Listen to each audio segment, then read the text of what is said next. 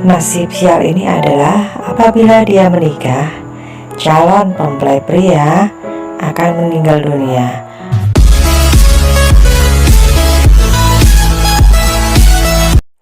Halo sahabat semesta, kita berkumpul lagi di channel persahabatan Mbak Lotus.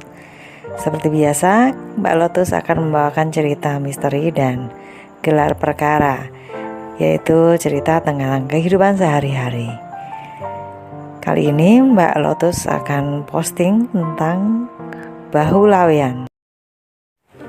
Bahu lawean adalah suatu kepercayaan di Jawa, tepatnya Jawa Tengah dan Jogja, di mana seorang wanita memiliki semacam kutukan yang dibawanya dari kecil, dan itu bukan didapat secara instan atau karena sesuatu yang tiba-tiba misalnya melanggar pantangan atau melanggar suatu tradisi adat setempat dan sebagainya. Bukan itu, tapi karena dia semacam gift. Namun sayangnya gift ini berupa nasib sial, sehingga apabila dia menikah pasti suaminya atau calon suaminya meninggal dunia.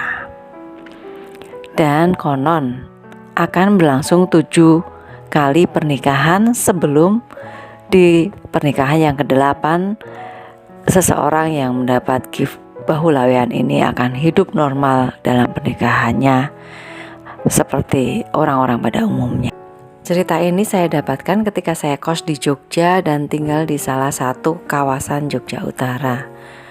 Kos saya sampingnya adalah warung sembako yang dikelola oleh Ibu Arjo.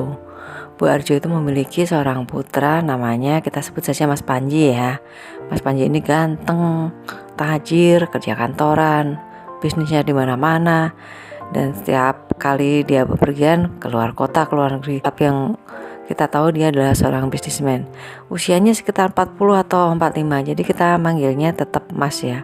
Kadang kita ngobrol juga sama Mas Panji ini, orangnya ramah sih, cuman kayaknya agak milih-milih juga karena sampai saat itu dia masih single. Dan ada salah satu teman kos saya yang naksir Mas Panji ini. Dia kepoin dong aktivitasnya Mas Panji karena dia memang tinggal di situ bersama orang tuanya dan 2 adiknya itu sudah menikah. Seiring waktu berjalan, Mas Panji akhirnya memiliki seorang kekasih. Kekasihnya itu cantik, santun, dan kayaknya menyenangkan lah, cocok untuk Mas Panji.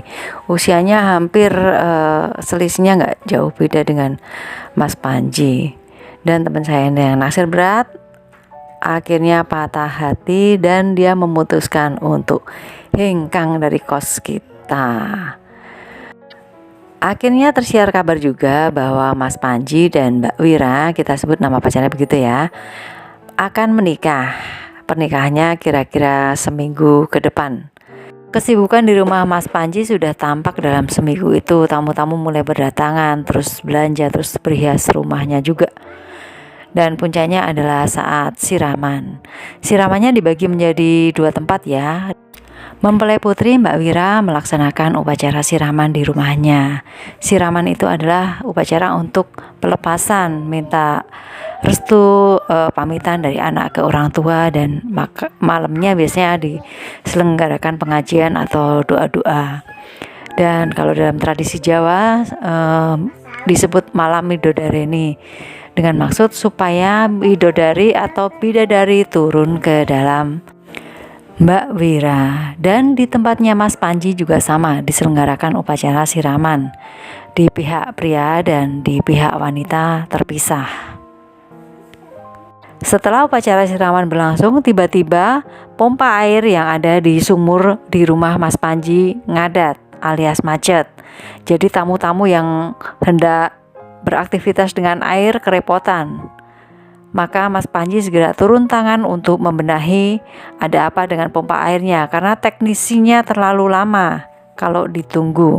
Dan ini memang kebiasaan Mas Panji ya, dia sudah terbiasa menservis kelistrikan dan pertukangan di rumahnya. Setelah mengulik pompa air sekian lama, akhirnya jadi juga dan bisa beroperasi seperti semula. Kemudian Mas Panji membereskan kabel-kabel yang berseliweran yang menghalangi jalannya lalu lalang orang-orang. Tetapi Mas Panji lupa, ada salah satu kabel aktif yang tanpa sengaja dia pegang. Ya, suasana yang tadinya tenang tiba-tiba berubah menjadi kepanikan luar biasa. Mas Panji kesetrum. Mas Panji terpental dari tempatnya semula. Semua orang kaget dan terhenyak dengan kejadian tersebut. Dalam kondisi pingsan, hanya satu orang yang berani menolong Mas Panji karena kondisinya yang demikian memprihatinkan. Ada beberapa bagian tubuhnya yang kelihatan gosong. Tanpa banyak waktu, segera Mas Panji diangkut ke rumah sakit. Namun tak dinyana, tak diduga, kita tidak pernah tahu apa yang akan selanjutnya terjadi. Karena pada pukul sekitar 8.30 malam, dikumandangkan pengumuman dari masjid bahwa Mas Panji telah tiada.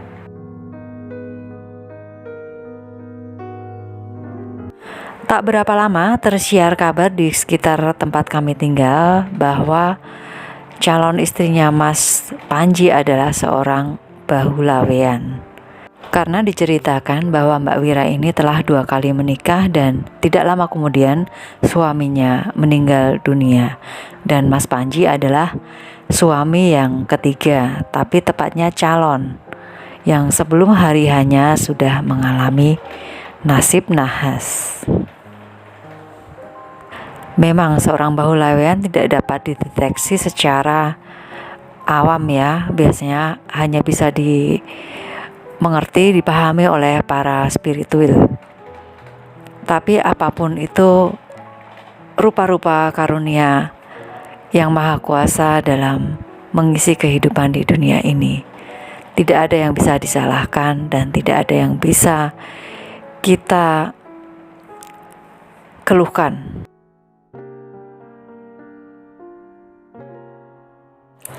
Demikianlah kisah yang diceritakan kembali oleh Noni. Mungkin suatu saat kita akan mengangkat tema yang sama dalam peristiwa yang berbeda. Dan semoga kita semua dapat mengambil hikmah dari kisah-kisah misteri dari setiap daerah. Kita hormati kearifan lokalnya.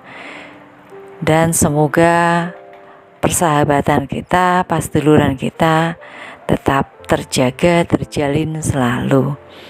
Terima kasih atas atensinya. Sampai jumpa di peristiwa yang lain.